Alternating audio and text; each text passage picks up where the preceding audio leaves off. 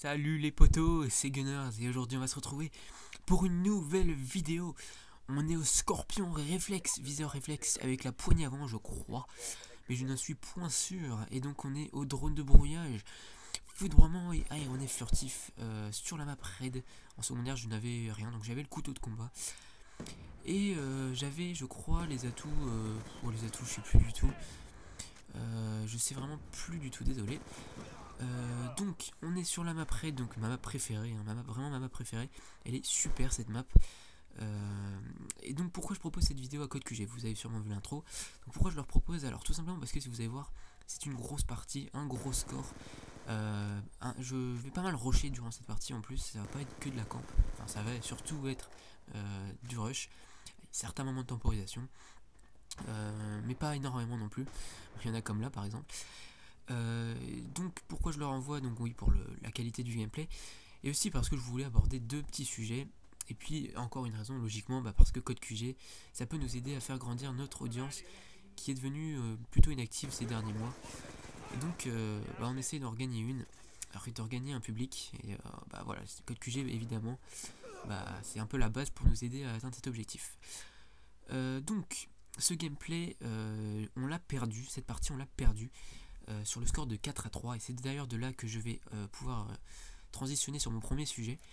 Donc mon premier sujet, c'est tout simplement, pensez-vous qu'il est plus important de gagner une partie tout en faisant un score moyen, voire quasi nul, voire nul, ou pensez-vous qu'il vaut mieux perdre la partie et faire soi-même un massacre? Alors ça c'est, je parle directement des deux extrêmes, alors que évidemment on peut s'y faire par exemple gagner une partie et faire un gros massacre, etc. Mais dans les extrêmes, lequel préférez-vous?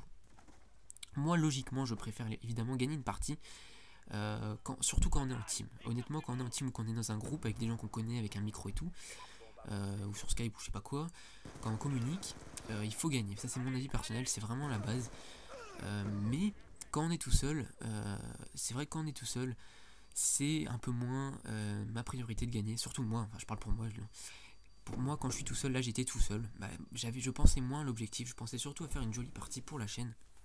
Et donc pourquoi pas pour Code QG. Et c'est pour ça que sur cette partie, vous allez voir, je ne vais pas beaucoup jouer l'objectif, et je m'en excuse pour ceux qui aiment voir les joueurs qui jouent l'objectif. Je vais surtout jouer les frags, donc c'est en quelque sorte jouer l'objectif, mais pas dans le sens où, enfin vraiment dans le sens concret. Je vais pas mal protéger les bombes à certains moments, mais je vais pas poser ou désamorcer. D'ailleurs à un moment je vais je vais pas désamorcer alors que j'aurais largement pu, je vous expliquerai un peu plus tard pourquoi. Bref.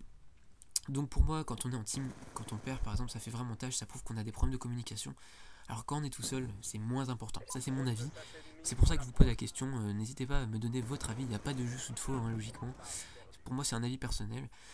Et même si c'est vrai que gagner les parties, à mon avis, ça prend le dessus sur faire un gros score. Voilà. Donc j'espère que j'aurai été clair.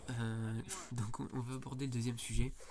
Deuxième sujet pour moi, c'est peut-on tirer, enfin quels sont les bénéfices qu'on peut tirer de YouTube, c'est-à-dire quand on arrête ou plus tard, enfin voilà quoi. Donc pour moi il y a deux facettes dans YouTube pour les gens comme nous, enfin comme moi et comme vous qui sommes en train de regarder la vidéo, qui êtes en train de regarder la vidéo, par exemple sur terre de français. Je pense qu'il y a deux côtés. Donc pour ceux qui aiment faire les vidéos sur les jeux, aiment faire des vidéos sur les jeux vidéo comme Call of, il y a la facette technique, tout ce qui est montage, graphique et tout, et tout ce qui est commentary. Donc pour moi ça c'est les deux principaux. Après j'en oublie sûrement plein, mais je vais pas les citer parce que je parle des deux principaux. Évidemment je parle dans le domaine des jeux vidéo, Je dis pas que c'est les domaines principaux sur YouTube, ça évidemment que non. C'est les domaines principaux quand on commence des vidéos sur Call of. Le technique, ou sur Call of ou sur beaucoup de jeux vidéo quoi. Le technique ou le commentary. Ou les deux, ça arrive. Donc pour moi, qu'est-ce qu'on peut tirer de la facette technique, de la facette, j'ai dit facette pas mal de fois, j'espère que ça vous dérangera pas. En gros la facette, je pense que vous savez ce que ça veut dire. Donc qu'est-ce qu'on peut tirer de la partie technique de YouTube, la partie technique de YouTube, tout ce qui est montage et tout. Donc à mon avis, pour ça c'est une idée, enfin ça c'est un avis personnel, je pense que plus tard, plus le temps avance, plus les métiers, comment dire, les métiers qui dans lesquels il y a beaucoup d'électronique, il va y en avoir de plus en plus des métiers comme ça qui vont être basés sur l'électronique, tout ce qui est technique, électronique, écran et tout ça. Et je pense que le fait de faire des vidéos sur YouTube, ça peut déjà nous inculquer quelques bases, ne serait-ce que pour les montages et tout ça. Et je pense vraiment que plus tard il y aura beaucoup de métiers, encore plus de métiers au niveau, qui demanderont comment dire, des notions électroniques et technologiques. Et je pense que le fait des gens qui font les montages, ça peut les aider. Vraiment, ça peut les aider, je pense. Mais ça, vraiment, je parle vraiment vaguement de ça. Vraiment, j'ai aucune preuve, aucun support. J'ai rien. Vraiment, c'est vraiment complètement de l'estimation. Je pense vraiment qu'il y aura plus de métiers. Et c'est, voilà, je pense que ça peut nous aider plus tard, mais vraiment à un moindre degré. Mais voilà, c'est quand même pour dire mon avis. Et au niveau commentary, je pense que les commentaries, honnêtement, je pense que ça nous aide vraiment au niveau oral, au niveau expression, articulation. Je pense qu'il y en a beaucoup d'entre vous, et moi inclus, qui au début, quand on fait des commentaries, bah, on est un peu nul. En tout cas, on n'est pas aussi bon que bah, logiquement plus tard. Comment dire ça correctement? Quand par exemple vous regardez un commentaire que vous avez fait au début, vous allez vous rendre compte qu'il était vraiment pas top. Votre voix elle était souvent ennuyante. Enfin, bref. Et puis il y a ceux qui commencent directement, je vais dire d'une très belle manière, hein, mais il y en a qui commencent comme moi qui commencent plutôt mal et qui après s'améliorent de plus en plus. Et je pense que les commentaires bah, justement nous aident en quelque sorte à mieux nous exprimer. Et le fait de parler comme un gros con devant son micro tout seul devant un gameplay, je pense que ça peut nous aider pour plus tard. Alors je ne vais pas vraiment vous dire comment, mais je pense que ça peut nous aider à parler sur un sujet comme ça, un peu à l'improviste. Moi c'est pas à l'improviste, j'avais un peu préparé le sujet, mais c'est que la deuxième fois que je fais ce commentaire. La première fois j'ai un peu bugué donc je l'ai refait. Et donc voilà, j'y vais un peu au feeling dans le commentaire. Je préfère faire ça plutôt que de lire ou quoi que ce soit, et ça m'aide un peu à m'améliorer ma façon d'exprimer comme ça. Voilà quoi, enfin je veux dire un peu en freestyle. Et je pense que dans les métiers dans la communication, comme journaliste ou je sais pas, il y a plein de métiers qui demandent de la communication. Je dis pas vraiment que ça va nous aider, mais ça peut être un minimum bénéfique, voilà, tout simplement.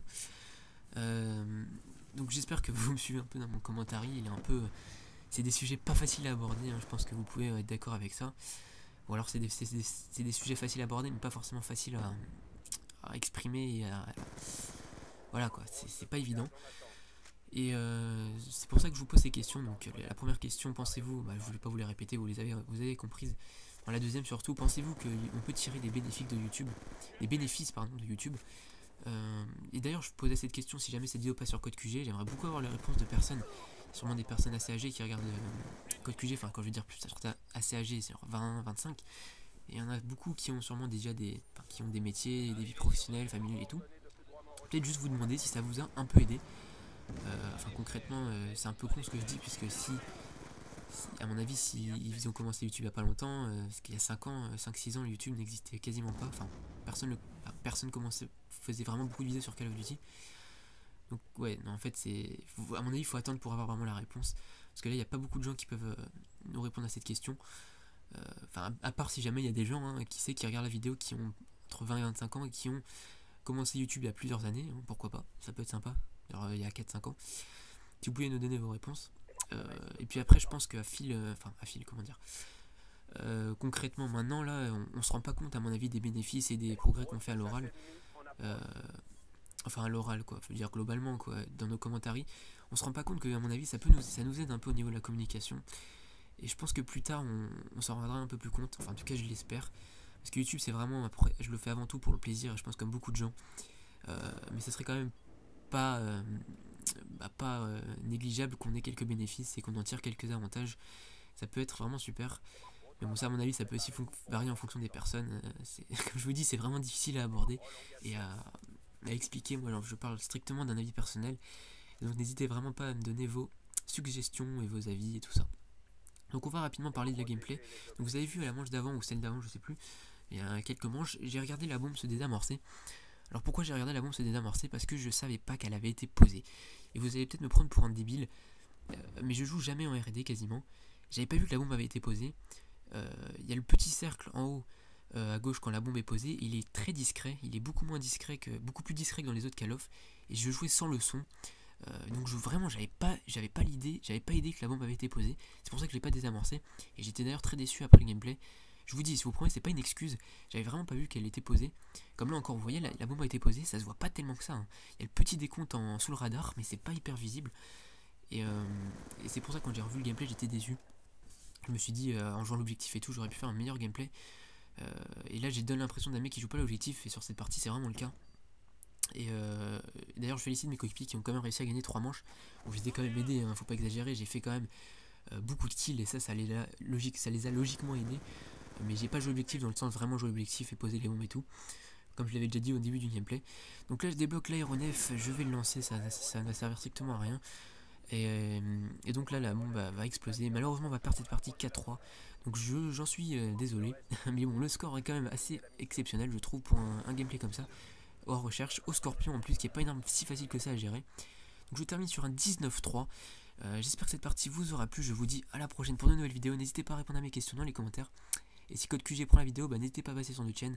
On va lancer bientôt un petit championnat contre les abonnés. On a beaucoup de concepts et n'hésitez pas à venir, ça nous ferait hyper plaisir. Allez, ciao tout le monde, c'était Gunners.